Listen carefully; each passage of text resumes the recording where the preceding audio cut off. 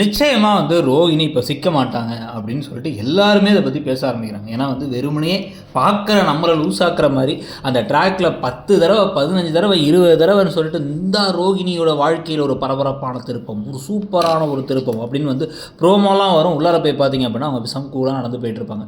அதுவும் நீங்க அவ்வளோ கஷ்டப்பட்டு போட்ட பிளான, சீப்பா போட்ட பிளான நான் சீப்ப வச்சு முடிச்சேன் பார்த்தியாங்கிற மாரி, பொசுக்குன்னு ஒரு சிம்பிளா ஒரு விஷயத்த முடிச்சிருவாங்க. மாஸ்க் போட்டு வந்துறது, கண்ணாடி போட்டு வந்து அந்த இதில இருக்கிறது அப்படிங்கிற மாதிரி ஏகப்பட்ட விஷயங்கள் பண்ணிருப்பாங்க. ஸோ இந்த மாதிரிலாம் இருக்கும் பொழுது இதில் இந்த மாதிரி கதை இப்போ எப்படி மாறப்போகுது, என்ன மாதிரி ஒரு விஷயம் நடக்க போகுது அப்படிங்கிறது நமக்கே ஒரு கேள்வி இருக்குது.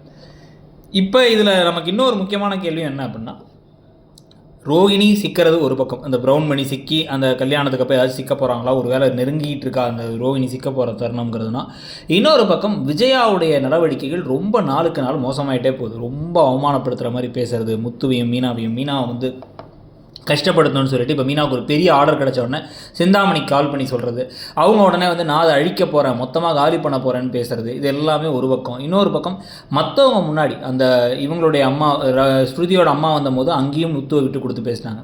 அது மட்டும் இல்லாமல் பார்த்திங்க அப்படின்னா, மீனாவோட அப்பா அம்மாவை தங்கச்சியெல்லாம் வீட்டுக்கு வரும்போதெல்லாம் அவங்கள காயப்படுத்துகிற மாதிரி, கஷ்டப்படுத்துகிற மாதிரி, வருத்தப்படுத்துகிற மாதிரி பல தடவை பேசியிருக்காங்க.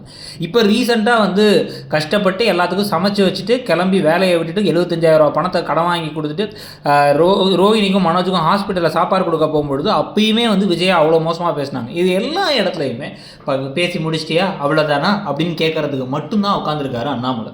இப்போ அண்ணாமலை நினச்சா பல விஷயங்களுக்கு இப்போ ஒரு தீர்வு கொண்டு வந்துருக்கலாம்.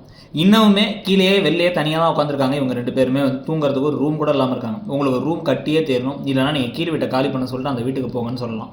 அதை சொல்லலை. இதே மாதிரி எத்தனையோ விஷயங்களில் அவர் எவ்வளோ நல்ல விஷயங்கள் பண்ணியிருக்கலாம். ஆனால் சும்மா நல்லவர் மாதிரி போஸ்ட் கொடுக்குறாரு தவிர நல்லவராக அவர் நடந்துக்கிறது இல்லை. அவரும் சுயநலமாக தான் நடந்துக்கிறாருங்கிறது தான் உண்மை. ஸோ இந்த கதையோட வில்லனே அண்ணாமலை தானோ அப்பப்போ தோண ஆரம்பிக்குது. உங்களுக்கு என்ன தோணுது அப்படிங்கிறத கமெண்ட் செக்ஷனில் சொல்லுங்கள். அப்படியே இடம் பொருள் சேனலை சப்ஸ்கிரைப் பண்ணுங்கள்.